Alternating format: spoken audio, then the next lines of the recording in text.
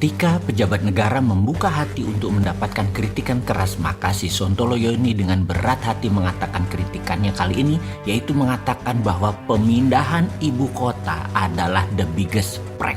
Marah Pak? Enggak kan? Oke, ini jujur loh Pak. Pemindahan ibu kota ke Penajam sejauh ini itu masih halu. Sama seperti halunya Bosman akan kekuatan printing money adalah solusi ekonomi yang selama uang dicetak tadi adalah untuk sektor produksi. Dan saat ini Indonesia tidak ada sektor produksinya yang kompetitif untuk kelas dunia. Jadi printing money dengan kelolaan seperti para pejabat saat ini benar akan membuat inflasi karena memang geblek di dalam membangun industri. Kesel ya dibilang geblek?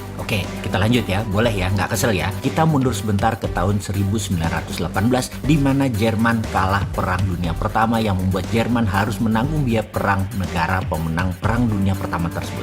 Jerman saat itu dipermalukan. Ingat ya, tahun 1918. Lalu tahun 1936 Jerman mulai melakukan ekspansi militer, mulai menaklukkan banyak negara Eropa. Berapa tahun itu selisihnya? Tidak sampai 20 tahun. Kok bisa negara kalah perang rata tanah dalam waktu kurang dari 20 tahun menjadi mempunyai kekuatan mengerikan tingkat dunia? Apa Jerman membangun dari neraca perdagangan yang surplus lalu duit lebihnya buat membangun? Ya enggak lah. Ekonom cemen bingung kalau ditanya bagaimana Jerman membangun kurang dari 20 tahun bisa membangun kekuatan besar dan menaklukkan banyak negara Eropa. Maaf nih ya, sebutan ekonom cemen bikin kesel nggak? Katanya minta dikritik. Kita lanjut ya cerita Jermannya. Dalam pembelajaran awal New Economic Model, Profesor Michael Hudson pernah memulai cerita yang membuat kepala saya berputar kencang, atau dalam bahasa anak zilenial yaitu loading otak saya. Dia berkata, Jerman adalah negara kalah Perang Dunia Pertama di tahun 1918 dan harus menanggung beban membayar semua biaya perang kepada negara pemenang. Jerman rugi berlapis, Jerman dipermalukan, dan Jerman miskin. Tahun 1933 Jerman mulai bertaring, bahkan ketika Nazi berkuasa pada tahun 1936 Jerman menjadi negara superpower yang mengerikan. Bagaimana cara Jerman membangun negaranya dari sebuah negara kalah perang menjadi negara superpower hanya dalam 15 tahun? Maka dalam New Economic Model atau MMT, hal ini menjadi bahan diskusi panjang. Sekali lagi, saya hanya mengingatkan di sisi Amerika, di belahan bumi yang lain di tahun yang sama 1930-an 1931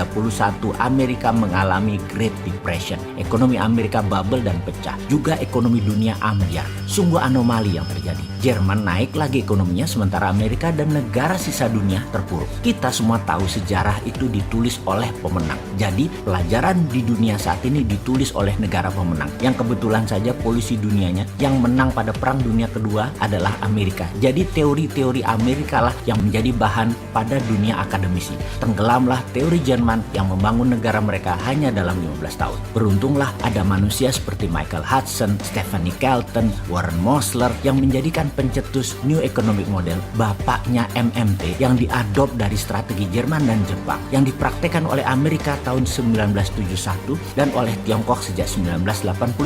Apa yang dilakukan oleh Jerman sih di kalah Perang Dunia Pertama tersebut? Pelajaran dari Jerman pasca Perang Dunia Pertama seperti kalimat Adolf Hitler yang mengatakan, untungnya kami tidak cukup bodoh untuk mencoba menciptakan sebuah mata uang yang di-backing oleh emas yang memang tidak kami miliki atau hutangan dari negara lain. Tetapi setiap mark yang kami cetak akan di-backing oleh pekerjaan dan barang yang nilainya setara. Kami tertawa saat ahli finansial internasional memandang bahwa nilai sebuah mata uang adalah tergantung pada emas dan sekuritas lain yang berada di ruang besi milik bank negara lain. Sekali lagi, kuncinya ya printing money berunderlying jaminannya produksi. Karena semua diproduksi oleh negara, itulah yang Jerman lakukan. Memproduksi alat perang. Sumber bahan bakunya negara bayar. Gaji pegawainya negara bayar. Urusan negara nanti mau dipakai atau mau dijual itu urusan Jerman. Pokoknya semua biaya produksi dibayar. Cost accounting Jerman kala itu detail sekali. Jerman bukan saja jago teknologi, namun juga jago finansial secara mumpuni. Kembali ke pembangunan ekonomi. Kekuatan untuk membangun ekonomi adalah platform bernegaranya. Lalu proyeknya dijalankan di atas platform tersebut. Jadi proyek di atas platform apa yang harus dibangun Indonesia? Terserah, mau meniru Jerman boleh, mau meniru Cina boleh. Meniru Jerman adalah membuat alat perang. Meniru Tiongkok adalah membuat alat produksi. Bagi kaum Sontoloyo, bukan hanya mengkritik mentah, juga penting ilmunya sudah dikasih tahu. Buktinya semua ada di Mardigu Nation. Betul kan?